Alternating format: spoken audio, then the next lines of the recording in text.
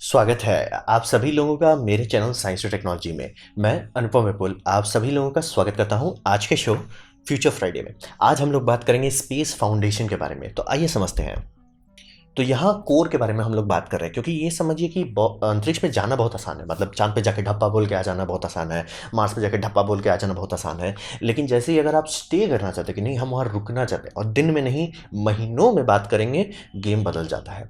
तो यहाँ समझना बहुत ज़रूरी है। और इस तरह का अगर आप सपना देखना चाहते हैं कि हम मार्स पे जाके एक कॉलोनी स्टैब्लिश कर लें, मून पे जाके एक कॉलोनी स्टैब्लिश कर लें, जैसे टीवी शो एक्सपेंस में था, वैसे अगर आप करना चाहते हैं तो उसके लिए आपको बहुत सारा टेक्नोलॉजी का डिप्लॉयमेंट करना होगा। यानी कि जैसे आप रोड का नेटवर्क बनाते हैं तो सिर्फ उससे काम नहीं चलता ना, आपको उसके आसपास आपको लाइटिंग के लिए बिजली का व्यवस्था करना पड़ता है। फिर हर कुछ दूरी पे आपको बाथरूम का, ढाबा का व्यवस्था करना पड़ता है। फिर कुछ कुछ दूरी पे आपको ये पेट्रोल पंप का व्यवस्था करना, तो ये सब करना पड़ता है। तो यहाँ पे हम लोग वही तरह की टेक्नोलॉजी के बारे में बात कर रहे हैं, क्योंकि ये सब बैकबोन अगर नहीं रहा, मतलब अंतरिक्ष का इक्विवेलेंट, तो रुक नहीं पाएंगे। जाके ज़रूर आ जाएंगे लेकिन रुक नहीं पाएंगे। तो वही समझिए, लॉन्ग टर्म मिशन का रिक्वायरमेंट जो है ना एक्सपोनेंशियली भागता है। यानी कि अगर आपको 10 दिन के लिए रोकना है एस्ट्रोनॉट को चांद पे, ज़्यादा मुश्किल नहीं है। वहीं आप मुंह खोल के बोलिए कि 2 साल रहे, बैंड बच जाने वाला है। क्योंकि आपको कितना सपोर्ट इक्विपमेंट चाहिए उसका नंबर धड़धड़ा के भाग जाएगा। आपका फाउंडेशन का कितना मतलब स्ट्रेंथ होना चाहिए, कितना रिक्वायरमेंट्स हो जाएंगे, वो भी भाग जाएगा। और रिडंडेंसी, ये बहुत सीरियस बात होता है। यानी कि अगर आप बोलते हैं कि हमारे पास 2 ऑक्सीजन जनरेटर है, कितना चांसेस है कि ये 15-20 दिन टिक जाएगा, तो सब बोले भाई 100% चांस है कि दोनों टिक जाए। लेकिन वहीं अगर आप 15 दिन को हटाइए और बोलिए कि क्या ये 2 साल तक कभी खराब नहीं हुआ, अब दो काफ़ी नहीं लग रहा है। तो समझ रहे, अब आप बोले एक काम करो यार, 3 डाल दो कि भाई 2 साल में क्या होगा किसको पता। तो ये समझ रहे, रिडंडेंसी का रिक्वायरमेंट भी बढ़ जाता है। तो ये एक बहुत सारा चीज़ है। और हमारे पास बहुत सारे टेक्नोलॉजी लैब में आ गया है, लैब में आ गया कि ये हो सकता है। फिजिक्स ने बोल दिया कि ये हो सकता है, इंजीनियरिंग ने बोला इसे हम लैब में कर लेते हैं। लेकिन अभी समझ रहे, इकोनॉमिक्स डिप्लॉयमेंट और फुल स्केल टेस्टिंग नहीं हुआ है बहुत सारी चीज़ का। और जब तक ये सब का फुल स्केल डेवलपमेंट नहीं होने वाला, तब तक मून मार्स तो नहीं होने वाला। तो ये समझिए, यहाँ पे हम लोग उसी जगह पे है कि बिना रोड के अगर गए तो ज़्यादा तुरंत भाग के आना पड़ जाएगा। रोड बना के गएंगे तब वहाँ टिक पाएंगे। तो टिकने का ये सब एनिमेशन देखना बहुत अच्छा लगेगा, लेकिन यहाँ टिकने के लिए कि यहाँ पे मून में जाके टिक गए, ये थोड़ा तिगड़म वाला बात होने वाला है। अब यहाँ पे बात करते हैं सबसे पहला चीज़, कम्युनिकेशन बम बम होना चाहिए। तो कम्युनिकेशन में हम लोग रेडियो का इस्तेमाल सिर्फ ओमनी डायरेक्शनल बैकअप के तौर पे करेंगे, क्योंकि रेडियो का ये सबसे बड़ा बढ़िया फायदा होता है कि ओमनी डायरेक्शनल बनाया जा सकता है, कि वो हर डायरेक्शन में सिग्नल भेजेगा और सिग्नल रिसीव किया जा सकता है। और शॉर्ट दूरी में तो बहुत अच्छा काम करता है। यानी कि मून पे आप 4-5 रिपीटर स्टेशन रख दीजिए तो एस्ट्रोनॉट्स कहीं पे भी रहेंगे, उनका मतलब समझिए कम्युनिकेशन बना रहेगा। लेकिन अगर आप मून से या मार्स से डेटा भेजना चाहते हैं, बैंड मतलब कैरी करना चाहते हैं धरती तक, तब रेडियो अच्छा नहीं है, क्योंकि वो बहुत ज़्यादा जगह खाएगा। यानी कि साइज़ कितना बड़ा आपका डिश होगा, कितना बड़ा आपका पावर डिलीवरी सिस्टम होगा, मतलब जितना भी इसको हुहा लगेगा चलाने के लिए वो बहुत बड़ा होगा। बिजली कितना खाएगा, वो भी बहुत ज़्यादा खाएगा। वजन कितना होगा, वजन भी बहुत ज़्यादा आएगा। और इसको अगर आप देखेंगे कि कितना बिट्स दे पाएगा, यानी डेटा कैपेसिटी कितना देगा, वो ज़्यादा अच्छा नहीं होता है। तो इसीलिए लेज़र कॉम्स में जाना पड़ेगा। और इसीलिए समझिए स्टारलिंक भी तो वही किया है कि लेज़र मतलब क्यों वो रेडियो से धरती पे बात करेगा, क्योंकि ओमनी डायरेक्शनल चाहिए वहाँ के लिए बल्ले बल्ले। लेकिन सैटेलाइट टू सैटेलाइट वो जो कि फिक्स डिस्टेंस पे है, तो वहाँ पे लेज़र इस्तेमाल करें, क्योंकि वही बैकबोन का काम कर सकता है। नहीं तो इतना बिजली खाएगा, इतना ज़्यादा एनर्जी खाएगा, इतना बड़ा हो जाएगा कि वो यूज़फुल नहीं रह जाएगा। लेकिन हाँ, इसका साइड इफेक्ट है कि जैसे कि अगर एग्जांपल दें, मार्स पे आपने रिसीवर, ये मतलब मैं नासा के साइट से उठाया हूँ, नीचे वीडियो दिया हुआ, नासा अगर वहाँ पे आपने रोवर रखा, उसने सिग्नल भेजा, तो ऑप्टिकल बीम भेज रहा है, तो देख रहे हैं कि वो बीम धरती से मतलब बड़ा नहीं हो रहा है। लेज़र बीम आप बोलोगे फैल क्यों रहा है, लेज़र बीम भी फैलता है लेकिन वो इन्वर्स स्क्वायर लॉ के स्पीड से नहीं फैलता है। तो काफ़ी डायरेक्शनल किया जा सकता है। रेडियो में भी हम लोग फेज शिफ्ट अरे टेक्नोलॉजी इस्तेमाल करके डायरेक्शनल बना लेते हैं, लेकिन उसका डायरेक्शनल मतलब समझिए धरती से बड़ा हो जाता है। तो इसका साइड इफेक्ट क्या होता है, इसका साइड इफेक्ट मान लिया आपका ये पाइप 5 Mbps का है, तो आपका डेटा जो रिसीव होगा वो 1 Mbps पे होगा। बोले ऐसा क्यों हो रहा है, पाइप तो आ रहा है उतना। बात है कि उसमें डेटा लॉस बहुत हो रहा है, यानी कि बिट जो है बहुत सारा बिट खोआ जा रहा है। तो आपको बहुत सारा बिट को डबल भेजना पड़ेगा, या ट्रिपल भेजेंगे कि नहीं नहीं डबल ट्रिपल चेक कर लो, क्योंकि ऑब्वियसली लेटेंसी भी तो आपको चेक करनी है ना, कि वापस आपसे नहीं बोल सकते मैंने पिक्चर डाला 1 पिक्सल गलत लग रहा है, क्या फोटो फिर से भेज सकते हो, वो तो आप नहीं करना चाहोगे ना। तो generally double triple quadruple backup करके भेजा जाता है। तो बहुत लो बैंडविथ, रियल बैंडविथ बहुत कम आता है। तो हिसाब वही रहता है कि इसी कारण से रेडियो अगर लॉन्ग डिस्टेंस पे अगर आप इस्तेमाल करें, जैसे मून से इस्तेमाल करें या मार्स से कर रहे हैं, नहीं कैरी कर सकता। मतलब बहुत हुआ तो आपको समझिए किसी तरह रोड होके 480p वीडियो इधर उधर हो पाएगा रियल टाइम में, बहुत कम होगा। इसीलिए आप देखिए कि हम लोग का इतना सारा स्पेस मिशन वेट क्यों करना पड़ता है भाई, कि हर यहाँ डेटा डाउनलोड हो रहा है। कारण वही है, रेडियो उस मामले में नहीं अच्छा है। तो लेज़र कॉम हर जगह क्यों नहीं कर रहा, बात है कि उसका डेवलपमेंट का टाइम ज़रूरत है। और स्पेस में जनरली वही चीज़ भेजा जाता है जो एकदम डबल ट्रिपल क्वाड्रुपल चेक हो चुका है और टेस्टेड है, एक्सपीरियंस्ड है। तो नासा बहुत साल पहले से लेज़र लिंक्स पे काम कर रहा था और अब वो बोल रहा है कि अब हम सेकंड जेन पे जा रहे हैं जिसका नाम है LCRD, laser communication relay demonstration. यानी कि अब ये ISS से भी ज़्यादा दूरी पे जाके डेमोन्स्ट्रेशन करेंगे। तो ये समझिए कि टेक्नोलॉजी का साइंस हो गया है, लैब टेस्टिंग भी हो गया, अब इसे रियल वर्ल्ड में बनाने की कोशिश की जा रही है। मैंने नीचे एक प्राइवेट कंपनी का भी दे दिया जो इसी का बड़ा भाई को बनाने की कोशिश, मतलब पब्लिक यूज़ के लिए करने का कोशिश कर रहा है। और हिसाब भाई समझिए कि बिना इसके ज़्यादा दूर हम लोग नहीं जा सकते और हम लोग को खूब सारे सैटेलाइट्स भी रखने पड़ेंगे। समझिए जैसे अभी धरती का है डीप स्पेस नेटवर्क, इससे उतना काम नहीं चलने वाला।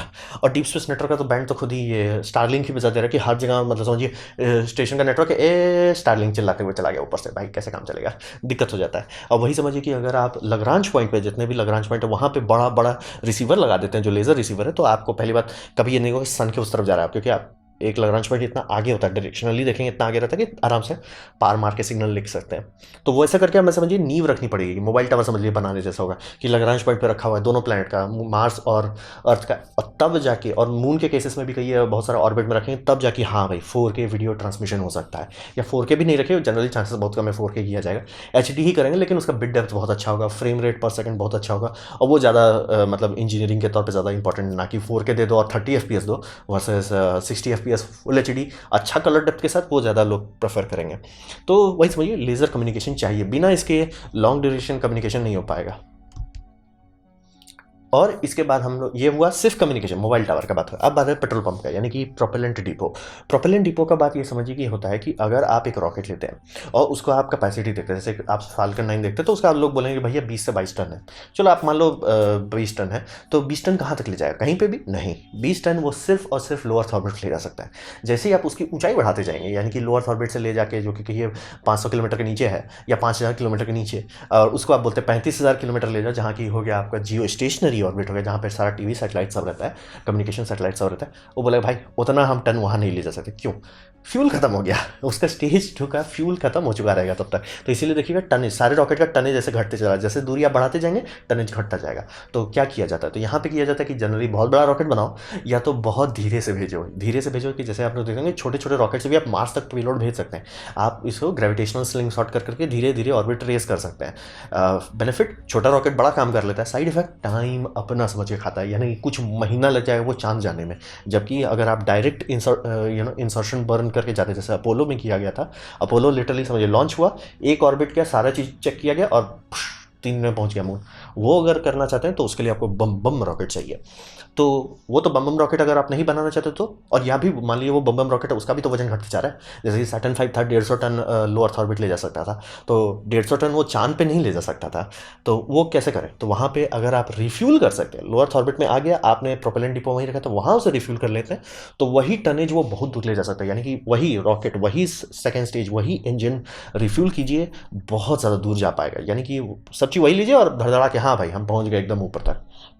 मतलब आपका जो सैटेलाइट कई रोध होकर आपको था कि भैया किसी तरह 5 टन के अंदर सैटेलाइट बनाना, नहीं तो रॉकेट नहीं ले जा सकता, अब आप सैटेलाइट 20 टन का बना सकते हैं कि एकदम बम बम सोलर अरे देंगे, एकदम अति भयानक रेडियो सिग्नल देंगे कि भैया खराब मौसम में ही नहीं होगा कि एयरटेल सिग्नल नॉट रिसीव्ड, वो नहीं होगा। तो कर सकते हैं ऐसा। तो इसीलिए प्रोपेलेंट डिपो बहुत काबिलियत बढ़ा देता है। और जितना टैंक के बारे में एक सिंपल फिजिक्स है जो कि मैथमेटिक्स में क्लास 4-5 में आप लोग पढ़े होंगे, कि जितना आपका वॉल्यूम बढ़ाना चाहते हैं सरफेस एरिया उतना घटते चला जाता है। यानी कि पर लीटर अगर आप देखते हैं कि भैया मेरे पास 1 लीटर पानी है, उसको एक बॉटल में रखते हैं, ज़्यादा मतलब पर लीटर कितना सरफेस एरिया मीटर स्क्वायर खा रहा है वो ज़्यादा होता है। वहीं अगर आप 100 लीटर का टंकी देखते हैं कम हो जाता है, 1000 का देखते हैं और कम हो जाता है। नहीं नहीं 1000 वाला तो और प्लास्टिक खा रहा है, ये बात एकदम सही है। पर लीटर से डिवाइड करेंगे तब देखेंगे अरे पर लीटर से उसका वजन बढ़ते, मतलब इफिशियंसी बढ़ती चली जाती है। तो आपका टंकी जितना बड़ा होगा मटेरियल का खपत उतना कम होगा। ये फिजिक्स बात है, ये सिंपल मैथमेटिकल लॉ है। तो हिसाब यही रहता है कि अगर आप लंबे टाइम तक रहें, जैसे मान लिया अपने प्रोपेलेंट डिपो बना है और इसको रख दिया कि भैया मैंने इसको फ्यूल कर दिया शुरू का 4-5 मिशन करके, अब छोड़ देता हूँ, अगर छोटा छोटा टैंक है तुरंत उबल जाएगा।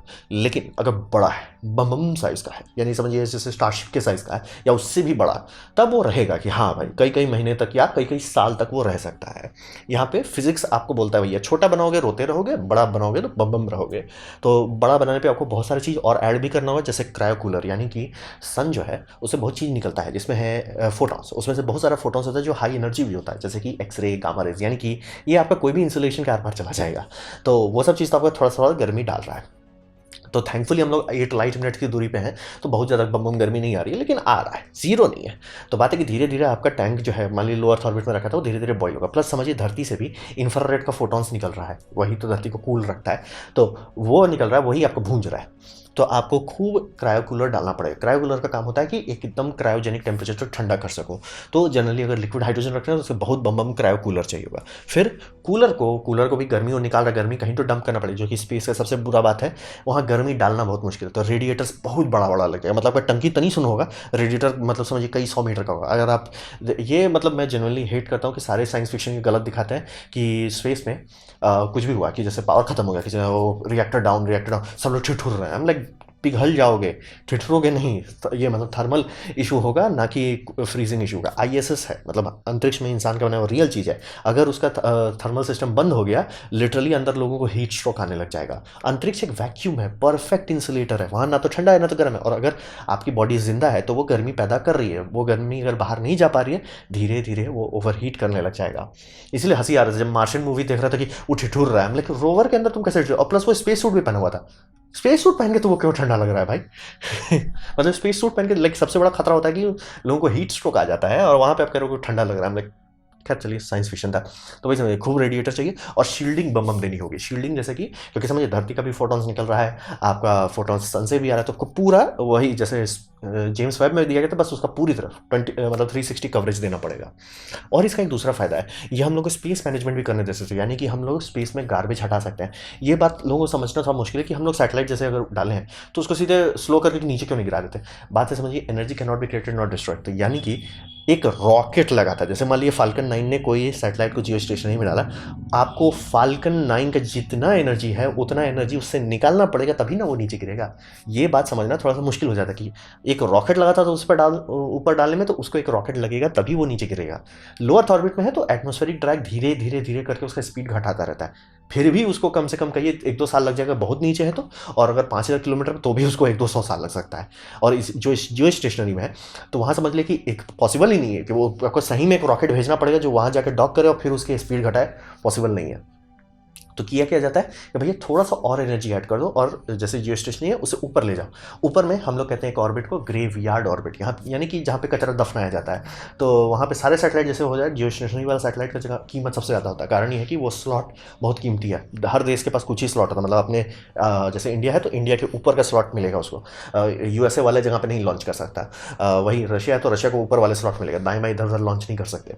तो इसीलिए ऐसा स्लॉट बहुत कीमती रहता है, और कोई भी सैटेलाइट वहाँ छोड़ नहीं सकते, वो मैंने रखा ख़राब हो गया छोड़ दिया। और चूंकि वो इतना ऊपर है, वो खुद ब खुद नहीं गिरता है, मतलब 50-60 हज़ार साल में गिर जाएगा सोलर विंड अगर उसको बहुत पुश किया तो उतना टाइम तो कन्वर्ट किया। तो इसीलिए रहता है कि जब भी मिशन एंड होने वाला रहता है, आप सैटेलाइट लीजिए, उसमें थ्रस्ट मारिए और उसे जियो स्टेशनरी में डाल दीजिए।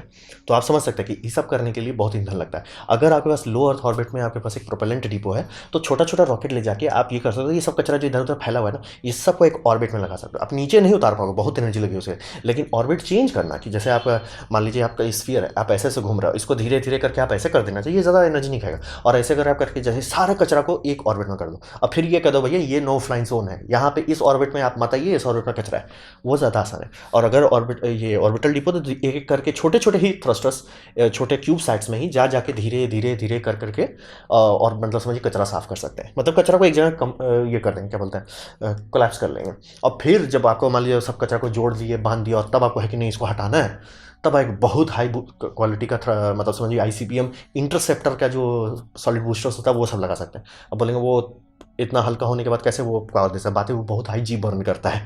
नॉर्मल रॉकेट्स मतलब कोई 5 to 10 जी चलता है, ये सब सॉलिड बूस्टर सब जो आईसीबीएम इंटरसेप्ट के लिए बनाए जाते हैं वो 100 जी तक चल सकते हैं। तो यानी कि 1 किलो मतलब 1 टन प्रोपेलेंट दीजिए, अगर 100 जी पे चलाते हो बहुत ज़्यादा डेल्टा वी चेंज कर देगा। जितना आप जी ज़्यादा दे पाएंगे उतना इफिशियंट हो जाता है, बस साइड इफेक्ट इंसान नहीं रह पाएंगे और रॉकेट भी नहीं रह पाएगा। सॉलिड बूस्टर ये उसी का दुनिया है, वो मतलब आप छोटा सा लगाइए और वो सीधे स्लो डाउन कर देगा। तभी समझिए, तो क्या इसको मतलब इतना इंपॉर्टेंट चीज़ है, क्या इस पे काम किया गया? हाँ, इसको भी आईएसएस में ले जाके एक्चुअल टेस्ट किया गया है, लेकिन बहुत स्मॉल स्केल पे टेस्ट किया गया है। मतलब अभी ये सिर्फ कॉन्सेप्ट लेवल पे ही है। और जैसे ये इसका मैं फोटो दिखा रहा हूँ, ये कंपनी जो इस पे काम कर रही है, ये भी सिर्फ इसलिए कर रही है कि छोटे छोटे सैटेलाइट्स बना रहे हैं जो जियो स्टेशनरी को रिपेयर करता रहे, क्योंकि जियो स्टेशनरी सबसे कीमती ऑर्बिट है। तो वहाँ पे जा जाके सैटेलाइट को रिफ्यूल करते रहेंगे ताकि स्टेशन कीपिंग रहे और ज़्यादा अच्छा से सिग्नल इंटेग्रिटी बना रहे, और जब लाइफ खत्म होगा तो जाके उसे हटा भी सकें। तो ये है प्रोपेलेंट डिपो। बिना इसके लंबे सपने देखने का कोई मतलब नहीं है, क्योंकि आपका रॉकेट स्टार्ट होगा 100 टन, 50 टन, 25 टन, ऐसे घटते चला जाएगा। जितना दूरी आप बढ़ाते जाएंगे वो घटते चला जाएगा, प्लस टाइम भी बहुत लगेगा। अब बात करते हैं एयर हैंडलिंग का। तो पानी हैंडलिंग हम लोग कर लिए हैं, तो एयर हैंडलिंग में यहाँ पे बात समझिए कि जब अपोलो किया गया था तो क्या किए उन्होंने, ऑक्सीजन ले गए बम बम, फिर कार्बन डाइऑक्साइड स्क्रबर ले गए, यानी कि कार्बन निकाले जा रहे थे, कार्बन डाइऑक्साइड निकाल रहे थे। अब सोचिए कार्बन निकल रहा है उसमें दिक्कत नहीं, बात है उसमें आप ऑक्सीजन भी बर्बाद कर रहे हो। तो ये सब शॉर्ट ड्यूरेशन के लिए सही रहता है, तभी आप उतनी बड़ी टंकी ले जा सकते हैं। लेकिन जैसे लंबा ड्यूरेशन करना है, जैसे सबमरीन्स होते हैं कि 6-6 महीने तक रहना है उसको पानी के नीचे, तो वो तो नहीं हो सकता। तो वहाँ पर इलेक्ट्रोलाइसिस किया जाता है, और ISS में भी वही किया जाता था। मतलब समझिए अर्ली डेज में ISS एक रिसर्च लैब है, तो उसमें टेक्नोलॉजी जो भेजा गया था, अब जो टेक्नोलॉजी दोनों में बहुत अंतर है। जो पहले भेजे थे वो इलेक्ट्रोलाइजर ही था, कि शांति से पानी को ये करता था, इलेक्ट्रोलाइज करके ऑक्सीजन निकालता था, शुरू में करता है, लेकिन साइड इफेक्ट बार बार इनको पानी भेजना पड़ रहा था। और मतलब वो था कि स्टार्टिंग टेक्नोलॉजी वही थी, लेकिन उनको पता था कि उससे काम नहीं चलने वाला, आपको उससे काम नहीं चलेगा, बहुत बहुत ज़्यादा आपको पानी का सप्लाई भेजना पड़ेगा। तो स्क्रबर जो है लॉन्ग टर्म स्टेबल नहीं होता है। तो हिसाब ये लगाया गया कि पानी लेंगे, उसे इलेक्ट्रोलाइज करेंगे, उससे ऑक्सीजन निकलेगा, बल्ले बल्ले हाइड्रोजन अलग हो गया। और हाइड्रोजन को बाहर वेंट कर दिया जाता था पहले, लेकिन अब यह किया जाता है कि हाइड्रोजन रख लेते हैं। अब उसको कार्बन डाइऑक्साइड जो एटमॉस्फेयर से निकाला जा रहा है उसके साथ मिक्स करके थोड़ा और हाइड्रोजन डाल के, मतलब इक्वेशन बैलेंस करने के लिए उसे रिएक्ट कराता है। तो फायदा ये होता है कि आपके पास वाटर वेपर आ जाता है और मीथेन निकल जाता है। अब वाटर वेपर निकल रहा है, उसमें फ़ायदा क्या है कि वाटर यूजफुल चीज़ है, और आपका कार्बन में से समझ लीजिए ऑक्सीजन जो था वो अलग हो गया। आपका ऑक्सीजन जो लेके भाग जा रहा था, मतलब CO2 में ऑक्सीजन निकल के जो भाग रहा है वो खत्म हो जाता है। अब आपके पास बाहर क्या निकल रहा है, आपके पास कार्बन और हाइड्रोजन निकल रहा है। अब साइड इफेक्ट ये है कि हाइड्रोजन वो वेस्ट हो रहा है, यानी ये सिस्टम जिसे हम कहते हैं सबाटियर रिएक्शन, इसी पे ISS अभी चल रहा है। मतलब अभी ISS का एयर स्क्रबर ये है, तो ये काम करता है और इफिशिएंसी बहुत बढ़ाता है। मतलब सीधा इलेक्ट्रोलाइसिस के कंपेयर में ये बहुत इफिशिएंट रहता है, तो काम तो करता है। और रहा बात, इससे ये भी फायदा हो रहा है कि ये बात सही है कि इसमें अभी भी इनको हाइड्रोजन ऐड करना पड़ रहा है, लेकिन बहुत कम है। मतलब अगर इसको कंपेयर करें, जितना ISS में जितना रीसप्लाई रहता है उसमें समझिए अगर 10 टन ले जाया जा रहा है, उसमें कितना टन इनको सिर्फ एयर के लिए करना पड़ता था, वो घट गया। तो ये बल्ले बल्ले साबित हुआ। अब बात है कि ये भी ठीक, मतलब इलेक्ट्रोलाइजर से तो बहुत बेटर है, लेकिन उससे भी बेटर अगर आपको करना है तो आपको मीथेन को भी साइकिल करना पड़ेगा, क्योंकि मीथेन हाइड्रोजन लेके भाग रहा है, हाइड्रोजन आपको भगाना नहीं है, हाइड्रोजन आपको रखना है। तो हिसाब ये किया जाएगा कि मीथेन को यानी CH4 को पैरोलिसिस किया जाएगा, यानी कि बिना ऑक्सीजन के जलाना होगा, और उससे आप हाइड्रोजन अलग कर सकते हैं। ये थोड़ा हाई टेम्परेचर रिक्वायरमेंट है, यानी अराउंड 1200 डिग्री सेल्सियस का। तो हिसाब यह है कि उससे आपको कार्बन ग्राफीन के तौर पे मिल जाएगा, ग्राफाइट के तौर पे, और उससे आपको हाइड्रोजन अलग हो जाएगा। अब वो हाइड्रोजन वही है जो आपको एक्स्ट्रा ऐड करना है। अगर आप ऐसा करते हैं, यानी कि अभी समझिए ISS Mark 2 में है, तो Mark 2 में ये काम हो जा रहा है, सबैटियर प्रोसेस हो जा रहा है, लेकिन Mark 3 का टारगेट ये है कि वो मीथेन वाले साइकिल को भी क्लोज कर दें। और मीथेन जैसे क्लोज किया, अभी ये होता है कि मीथेन एक चेंबर में स्टोर किया जाता है, और जैसे ही वो चेंबर फुल होता है उसको एग्जॉस्ट कर देते हैं, बाहर स्पेस में डाल देते हैं, तो वेस्ट हो रहा है, मतलब हाइड्रोजन लीक हो जा रहा है। और बात यह है कि अगर आप मून में ऐसा करेंगे, मून में हाइड्रोजन तुरंत कहाँ से मिल जाएगा आपको, जो एक्स्ट्रा हाइड्रोजन यहाँ लोअर ऑर्बिट में भेजा जा रहा है हर कुछ मिशन में, यहाँ पे कहाँ से आप भेजेंगे हाइड्रोजन। तो हिसाब वही रहता है कि ये लूप जो है ठीक है, मतलब इलेक्ट्रोलाइजर से तो बहुत बेटर है। मतलब अपोलो वाला तो काम ही नहीं होना था कि आप भैया ऑक्सीजन कैरी करो, वो बहुत ज़्यादा वेस्टेज। मतलब अभी तो अपोलो मिशन में सोने का जगह देखिए कि कैसा था उनका, तो वैसे लॉन्ग टर्म तो नहीं चल सकता था। आप इलेक्ट्रोलाइसिस करके काफ़ी टाइम तक चला सकते हैं, फिर पानी का खपत पड़ जाता है, तो उससे भी बेटर हुआ सबैटियर प्रोसेस। लेकिन अभी भी है कि हाइड्रोजन का आपका लीकेज हो रहा है, तो हाइड्रोजन का भी अगर सील कर देते हैं, यानी कि CH4 को मैनेज कर लेते हैं, तब आपका साइकिल जो है शुद्ध क्लोज लूप हो गया है। फिर कार्बन को आप कुछ कर सकते हैं, जैसे कि प्लांट अगर ग्रीन हाउस बनाया जा रहा है प्लांट के, तो उसको कार्बन दिया जा सकता है। तो ये समझ रहे हैं, ये साइकिल को क्लोज कर देगा, और तब जाके आप लंबे लंबे समय तक के सपने देख सकते हैं। तब जाके आप सपने देख सकते हैं कि मैंने मार्स में कोई ऑर्बिटर ये बनाया है, क्या बोलते हैं, हैबिटेट्स बनाया, और उसमें लोग एक्चुअली कई साल तक रह सकते हैं, क्योंकि वो लीक नहीं कर रहा। हाँ, ये प्रोसेस 100% इफिशियंट नहीं होता, लेकिन रिक्वायरमेंट वो इतना कम कर देता है कि आपका बैकअप बहुत लंबा चलेगा। और आपका जो ओरिजिनल, जब तक कोई मशीन खराब नहीं होती तब तक आपको, मतलब सीधा अगर सब चीज़ सही चल रहा है 4-5 साल तक आपको लोड नहीं लेना है, और मान लीजिए कुछ खराब रह रहा है तब भी आपको 3 साल तक नहीं लोड़ा। क्योंकि समझिए मार्स के केसेस में हर चीज़ को 2-2 साल के विंडो में देखा जा रहा है कि 2 साल तो आपको रहना ही है, और उसके बाद मान लीजिए किसी कारण से रिटर्न मिशन खराब हो गया तो अगला मिशन आएगा 2 साल बाद। तो उसके हिसाब से आपको समझिए हर हालत में 4 साल का सेटअप चाहिए। तो अगर ये मीथेन को लीक करते रहे तो देखते देखते इनका खत्म हो जाएगा सारा चीज़, तो इसीलिए मीथेन को भी सील करना है। और अब फुल स्केल थैंकफुली सबैटियर प्रोसेस हो चुका है, इसका टेस्टिंग हो गया कंप्लीट डन, लेकिन वो मीथेन को मैनेजमेंट का अभी नहीं हुआ है, उसको करना है। बिना उसके मून पे जाना या मार्स पे जाना लंबे समय के लिए पॉसिबल नहीं है, क्योंकि वो थोड़ा थोड़ा लीक करते करते पता चला कि अरे भाई हाइड्रोजन खत्म हो गया।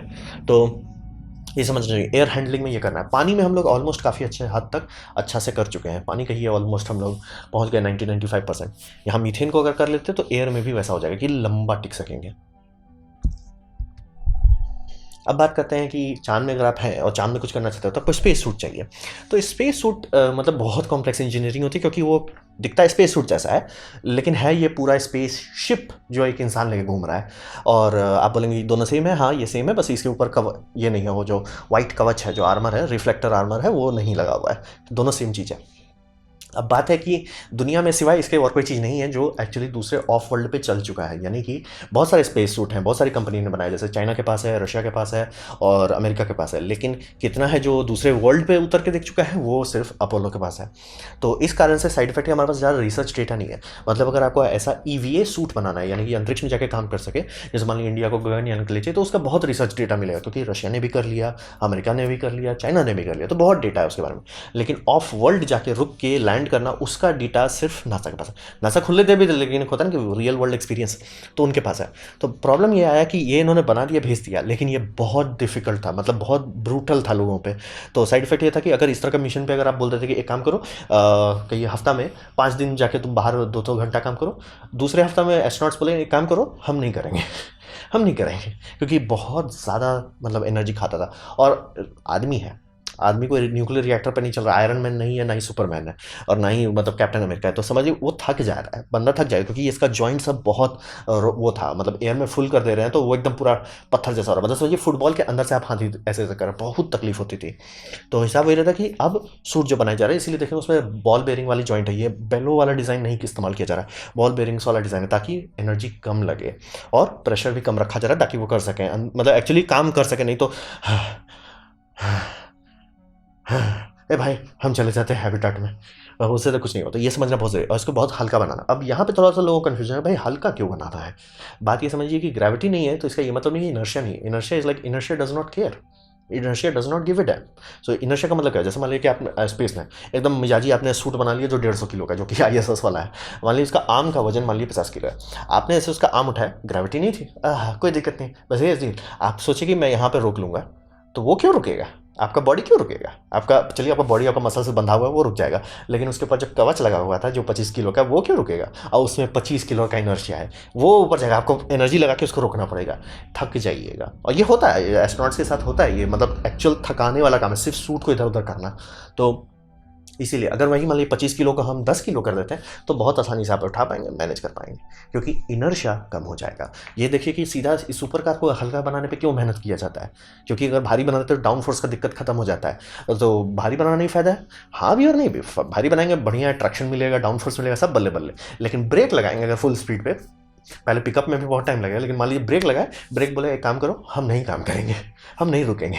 ट्रेन के साथ भी यही देख लीजिए, जितने भी हाई स्पीड ट्रेन है सबको हल्का से हल्का बनाने की कोशिश किया क्यों जाता है, कारण वही है कि इनर्शिया सीधा बोल देगा भैया अगर आप हमें भारी बनाते हो और आप हमें तेज चलाते हो और उसके बाद आप ब्रेक लगाते हो, तो ब्रेक का कोई काम मतलब नहीं है, ब्रेक तो था ही नहीं, वो तो कभी था ही नहीं, ब्रेक होने वाला नहीं है। तो ये समझना बहुत जरूरी है, इसलिए हल्का बनाना बेहद जरूरी है। तो जब भी आप सुनते हैं कि सबका वजन को मतलब 150 से घटा के 75 कर दिया गया, बहुत बड़ी बात है, 75 से घटा के 50 कर दिया गया, ये बहुत ज़रूरी बात है। नहीं करेंगे तो सिर्फ एस्ट्रोनॉट सिर्फ यही सब करने में थक जाएंगे कि अरे भैया सूट पहनो निकलो बाहर, एक काम करो यार हम काम नहीं करते हैं। और मैं ब्लेम नहीं कर सकता, आप थक जाओगे, इफिशियंसी भी सुधारनी है।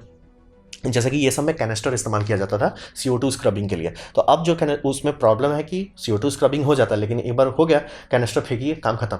तो यहाँ पे वैसा नहीं किया जा रहा, यहाँ पे एक चेंबर वाला सिस्टम इस्तेमाल किया जाएगा, जिसमें मतलब एक चेंबर है जो आपका कार्बन डाइऑक्साइड ये एब्जॉर्ब कर रहा है, समझिए एक रिएक्टेंट बेड है, और वो रिएक्टेंट दूसरे चेंबर में है, जैसे उसे ये वैक्यूम की तरफ एक्सपोज करेंगे उससे सारा कार्बन डाइऑक्साइड ये हो जाएगा, डी गैस हो जाएगा, निकल जाएगा उससे। तो समझ लीजिए इससे करके वो आपका सूट बहुत लंबा टाइम तक चलता है, उसमें आपको कुछ चेंज नहीं करना पड़ेगा, जब तक इसमें पानी का व्यवस्था कर सकते हैं आपको कोई लोड लेने की जरूरत नहीं है। लेकिन अनफॉर्चुनेटली आर्टेमिस मिशन का स्पेस प्रोग्राम, सूट प्रोग्राम बहुत पीछे चल रहा है, और ये फोटो मैं दिखा रहा हूँ करीब 2 साल से पहले का, बहुत पीछे है, अभी सारा कंप्लीट नहीं हुआ है। यानी कि अगर मान लीजिए किसी तरह रोड होके स्पेस एक्स मैजिकली 2024 में चालू भी कर देता कि लीजिए ये हमारा स्टारशिप है, ये ह्यूमन रेटेड है, नासा बोले एक काम करो 1-2 साल बाद आना, कारण वही है कि ये सूट बिहाइंड शेड्यूल चल रहा है, और बिना सूट के आप करोगे क्या मून पे। और इस तरह का ऊपटांग सूट तो आप भेज नहीं सकते ना, जो जबरदस्ती का बना के हड़बड़ी में बना के दे दो, आपको ढंग का सूट चाहिए कि एक्चुअली जाके वहाँ कुछ कर सकते हैं। ये बात समझना बेहद जरूरी है। हर चीज़ बहुत आसान है अगर आप एक बार जाकर ढप्पा बोल के आ जाना चाहते हैं। अगर आप वहाँ रुकना चाहते हैं, हर चीज़ का दाम धड़धड़ा के भाग जाएगा, हर चीज़ का रिक्वायरमेंट धड़धड़ा के भाग जाएगा।